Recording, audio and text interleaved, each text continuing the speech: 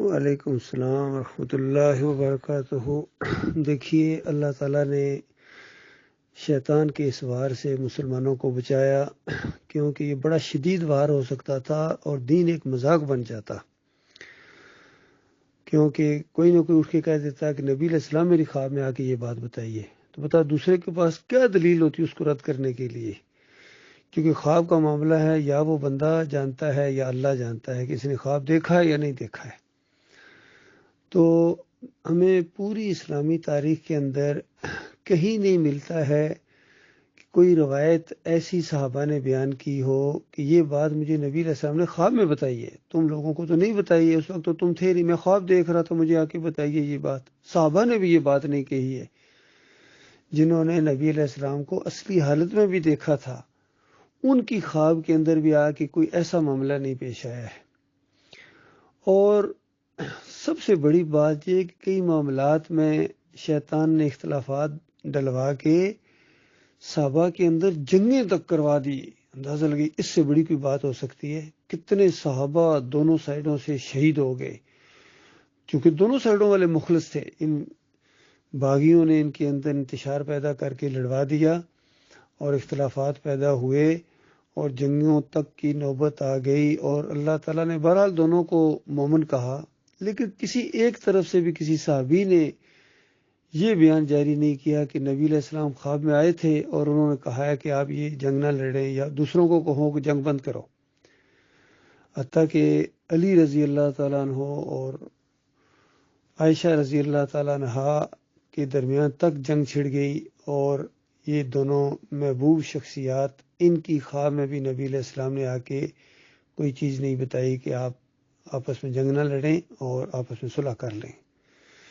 جب تک نبی علیہ السلام زندہ تھے، اگر کبھی صحابہ کسی کے درمیان بھی تھوڑی بہت ہو جائے تو نبی علیہ السلام صلح کرایا کرتے تھے، اور یہ عمل بہت بڑا عمل ہے، مسلمانوں کے درمیان صلح کرانا یہ بہت بڑا عمل ہے، بہت بڑا عمل ہے۔ تو لیکن کسی ایک روایت کے اندر بھی اس طریقے سے یہ بات نہیں آئی کہ نبی علیہ السلام نے خواب میں آ کے کسی کو کہا ہو۔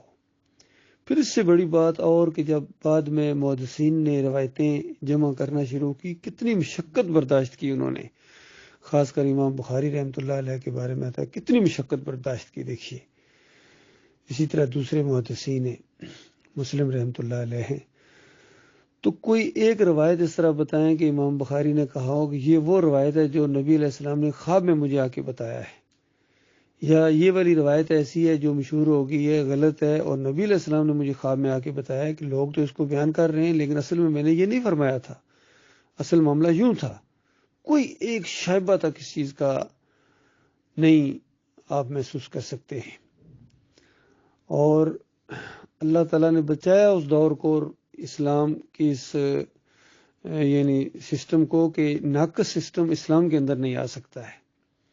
بتائیے، وہ دور ایسا دور تھا کہ یہ ٹیلی فون کا زمانہ بھی نہیں تھا، گاڑیاں جہاز بالکل نہیں تھے، پیدل جاتے تھے لوگ، اونٹ کی سواری تھی، یا زیادہ زیادہ تیز جو رفتار سواری تھی وہ گھوڑا تھا، اور تیز گھوڑا بھی اگر ایک جگہ سے دوسری جگہ جائے تو پھر بھی مہینے لگتے تھے کہ ایسی جگہ تھی اسلامی ریاست کے اندر۔ تو بتائیے، اگر یہ خواب والا سلسلہ ہوتا اور ایک صحابی کے خواب میں نبی علیہ السلام آ کے کوئی دین کا حکم دیتے، اب بتائیے کتنی مصیبت میں وہ پڑ جاتے کہ یہ یعنی اس کو پر میں عمل کروں یا نہ کروں، یا جا کے پوچھنے سے کتنا سفر طے کرنا پڑے گا۔ تو یہ ایسا نہیں ہوا ہے۔ باقی یہ بعد والوں نے یہ جو خواب کے ذریعے اپنے نظریات کو دین کے اندر شامل کیا اور موقع مل گیا ان کو، اب کوئی اعتراض بھی نہیں کر سکتا، کیونکہ کہتے ہیں نبی علیہ السلام نے آ کے بتایا ہے۔ غلام اللہ جیسا آدمی، اندازہ لگائیے، توحید جو شروع میں بیان کرتے رہے، بعد میں خیر ان کے اندر شرک آ گیا، لیکن یہ بات بھی وہ کہہ گئے کہ مجھے خواب میں ابراہیم علیہ السلام آئے تھے، انہوں نے کہا ہے کہ بیٹے طاہر پنجپیری، اس نے یہ کہ تم توحید بیان کیا کرو، بہت اچھا کام ہے یہ۔ تو اس طریقے سے پھر طاہر القادری کے خواب کے اندر آ کے کہتے ہیں نبی علیہ السلام نے کہا کہ یہ سارے گمراہ ہیں، دیوبندی، اہل حدیث، سلفی، سارے کے سارے گمراہ ہیں، بے دین ہیں، قادیانی، شیعہ۔ طاہر صرف تم سے میں راضی ہوں، باقی سب سے میں ناراض ہوں، اور آئندہ جب کبھی میں پاکستان آیا کروں گا تو میرے کھانے کا، جہاز کا ٹکٹ کا انتظام تم کرنا۔ اندازہ لگائیے خوابوں کے اندر کیا چیز لا رہے ہیں۔ اور کئی دفعہ ایسے ایسے خواب بیان کیے ہیں، اور جس طرح ان کا ایک بیان کرنے کا انداز ہے طاہر القادری کا، لوگ تو اصل سمجھ رہے ہوتے ہیں، اور سب کچھ بیان کرنے کے بعد آخر میں ہلکا سا کہہ دیتے ہیں پھر میری آنکھ کھل گئی۔ تو بتائیے اللہ کے بندو، انہوں نے دین کے ساتھ کتنا مذاق کیا ہے ان لوگوں نے۔ اور طارق جمیل کا تو کہنا ہی کیا، جب جمشید پوری زندگی شرک نعتیں پڑھتے ہوئے شرک کے اوپر جب وہ مرے ہیں، تو طارق جمیل صاحب جو خود شرک کے دائی ہیں، انہوں نے یہ بات کہی کہ انگلینڈ میں نبی علیہ السلام ایک بزرگ کی خواب میں آئے تھے، انہوں نے مجھے فون کیا ہے اور انہوں نے مجھے کہا ہے کہ نبی علیہ السلام نے خواب میں آ کے کہا ہے کہ طارق جمیل صاحب کو کہو کہ اللہ تعالیٰ نے تمہارے اس دوست جمشید کو معاف کر دیا ہے۔ تو آپ غور کیجئے، یہ بات ذرا بہت مشہور ہو گئی۔ اس کے اوپر تقی عثمانی نے کیا تبصرہ کیا اور کہا کہ آ سکتے ہیں نبی علیہ السلام خواب میں، تقی عثمانی نے۔ یہ سارے رفیع عثمانی ہو گئے، تقی عثمانی ہو گئے، مفتی محمود ہو گئے، یہ سارے کے سارے اس چیز کے قائل ہیں سارے۔ تو بتاؤ اللہ کے بندو، انہوں نے دین کو مذاق بنایا ہوا ہے۔ تو حقیقت یہ ہے کہ کسی مومن کے، آج کسی مومن کے خواب میں بھی یہ معاملہ نہیں ہو سکتا۔ اللہ تعالیٰ نے یہ سلسلہ روک دیا ہے، اور کبھی کسی مومن نے یہ دعویٰ نہیں کیا ہے۔ اور پھر دوسری بات، خواب دیکھنے والا خواب دیکھتا ہے، خواب میں کوئی آیا نہیں کرتا، اس نقطے کو بھی سمجھو۔ اور اگر خواب میں آپ کسی کو دیکھیں اس کو پتہ ہی کوئی نہیں ہو، آپ خواب میں دیکھ رہے ہیں، یہ آپ کے خیالات ہوتے ہیں، اس نے نہیں آنا ہوتا ہے آپ کے خواب میں۔ اس لیے کہنا کہ نبی علیہ السلام خواب میں آئے، یہ بالکل ایک نامناسب لفظ ہے۔ تو اسی طرح جو یوسف علیہ السلام نے سورج چاند ستاروں کو خواب میں دیکھا، یہ خواب دیکھا تھا، سورج چاند ستارے نہیں آئے تھے نیچے سجدہ کرنے کے لیے، کیونکہ سورج چاند ستارے اللہ کو سجدہ کرتے ہیں، اور یہ خواب کا معاملہ ہے۔ خواب کے اندر جو کچھ دیکھا یا وہ جانتے ہیں یا اللہ جانتا ہے، صرف انہوں نے خواب بیان کیا اور اس کی تعبیر بتائی یعقوب علیہ السلام نے وحی کی روشنی میں۔ اس کا مطلب یہ ہے میرے بچے، اس کا مطلب یہ ہے اللہ تعالیٰ تجھے برگزیدہ کرے گا، تجھے چن لے گا، اور تجھے باتوں کی تہ تک کا علم دے گا، یعنی وزڈم دے گا، دانائی دے گا، سمجھداری، سمجھ بوجھ۔ جس طرح ہر آدمی میں ایک جیسی نہیں ہوتی ہے، ذرا سا کی بات کی جائے، ایک سمجھدار آدمی فوراً کہتا ہاں میں سمجھ گیا، میں معاملے کی تہ تک پہنچ گیا، وہ تہ تک پہنچ جاتا ہے، سمجھ آ جاتی ہے اس کو ساری بات۔ کچھ ایسے ہوتے ہیں جن کو 100 مرتبہ بھی بتایا جائے معاملہ، یہ پھر بھی ان کو کچھ سمجھ نہیں آتی۔ یہ دونوں کی سمجھ ایک جیسی نہیں ہے، اور یہ جو سمجھ بوجھ ہوتی ہے یہ پڑھنے لکھنے سے نہیں آتی، یاد رکھیے، یہ ایک اللہ کی دین ہوتی ہے۔ ہم نے دیکھا ہے دیہاتوں میں بھی آگے پیچھے بڑے بڑے سمجھدار آدمی ہوتے ہیں، اسی طرح شہروں میں بھی سمجھدار ہوتے ہیں، اور اسی طرح بڑے بڑے پڑھے لکھے بڑے بڑے بیوقوف ہوتے ہیں، یقین کہ بڑے بڑے ظالم بھی ہوتے ہیں۔ اس طرح ساری چیزیں، ظلم سب سے بڑی بیوقوفی ہے۔ تو یہ دانائی جو ہوتی ہے یہ اللہ تعالیٰ کی دین ہوتی ہے۔ پھر پیغمبروں میں بعض کے اوپر اللہ تعالیٰ نے یہ فضیلت بھی دی ہے، اس کے نمونے قرآن میں بھی موجود ہیں۔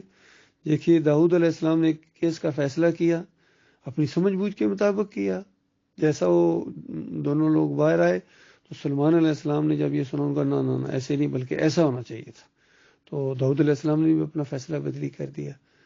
تو اللہ تعالیٰ نے وہاں بیان کیا کہ یہ دونوں ہمارے پیارے تھے، لیکن ہم نے اس موقع کے اوپر سلمان کو معاملہ سمجھا دیا۔ یعنی وہ جس انداز سے اللہ تعالیٰ جس کو دانائی جس موقع کے اوپر دے، اور بعض کے اوپر فضیلت دی ہے اللہ تعالیٰ نے۔ اور یوسف علیہ السلام کے بارے میں یعقوب علیہ السلام نے بتایا کہ تجھے اس طرح اللہ برگزیدہ کرے گا، اس طرح دانائی دے گا، گویا جس طرح ابراہیم علیہ السلام کو دی، اسحاق علیہ السلام کو دی، اور خود اپنا بھی نام لیا جس طرح یعقوب، یعنی اپنے آپ کو کہا کہ اس خاندان کو بھی اللہ تعالیٰ اس طریقے سے برگزیدہ کرے گا۔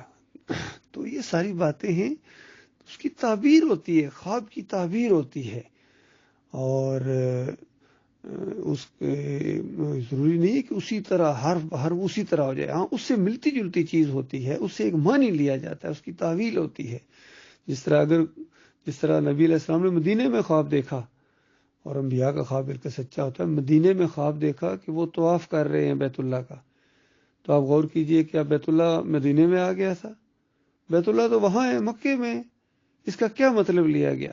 اس کا مطلب یہ لیا گیا کہ اللہ تعالیٰ ہمیں عمرہ کرائے گا، اس سے یہ ہے ہمیں ایک وقت آئے گا کہ ہم بیت اللہ کا طواف کریں گے۔ اسی طرح دودھ لایا گیا نبی علیہ السلام کے سامنے ایک مرتبہ، خوب پیا اور باقی عمر بن خطاب کو دے دیا، انہوں نے بھی خوب پیا۔ تو صحابہ نے جب یہ خواب سنا تو کہا کہ اس کا کیا مطلب ہے؟ صحابہ سے کیا فرمایا؟ علم، دین۔ اسی طرح لمبے کرتے دیکھے، کسی کے کمر تک کرتا تھا، کسی کا گھٹنوں تک، ٹخنوں تک، کسی کا اور زیادہ لمبا، اور عمر بن خطاب کا جو کرتا تھا وہ اتنا پیچھے تھے، گھسیٹ گھسیٹ کے اس کو چل رہے تھے۔ حالانکہ عام حالات میں اس طرح کے جو کپڑے ہوتے ہیں نیچے گھسیٹنا، اسے منع کیا گیا، تکبر کی نشانی ہے، لیکن خواب میں تو اس طرح دکھایا گیا۔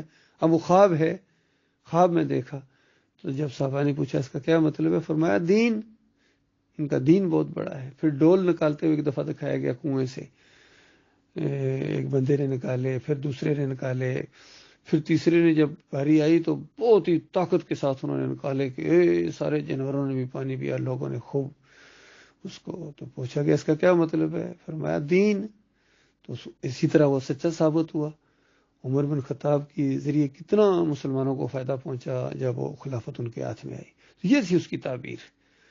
یہ معاملہ ہے میرے بھائی، یہ جتنے ہیں کہتے ہیں نبی علیہ السلام نے خواب میں آ کے یہ بات بتائی، سارے جھوٹے ہیں، کذاب ہیں، کذاب ہیں، یقین کیجیے جھوٹ بولتے ہیں، اور انہوں نے اپنا دین پورا خوابوں کے اوپر تعمیر کیا ہے۔ اور بڑے بڑے یوسف بن نوری صاحب کہتے ہیں کہ میرے والد صاحب نے خواب میں یہ حقیقت دیکھی، اور ان کے الفاظ کے اوپر غور کریں، خواب میں یہ حقیقت دیکھی، شادی نہیں کر رہے تھے لیکن خواب میں یہ حقیقت دیکھی کہ علی رضی اللہ تعالیٰ عنہ عرش کے اوپر بیٹھے ہوئے، فلاں بندے فلاں خاندان سے شادی کرا، پھر شادی ہو گئی۔ شاہ ولی اللہ نے بھی اسی طرح کی باتیں کی، اشرف علی تھانوی نے بھی اسی طرح کی باتیں کی، سارے۔ اب کیا کیا جائے؟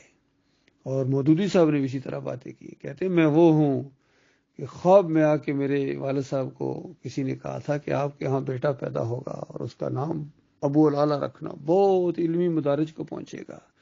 سارے کے سارے اس شرک کے اندر مبتلا رہے ہیں۔ اللہ تعالیٰ غور و فکر کرنے کی توفیق عطا فرمائے۔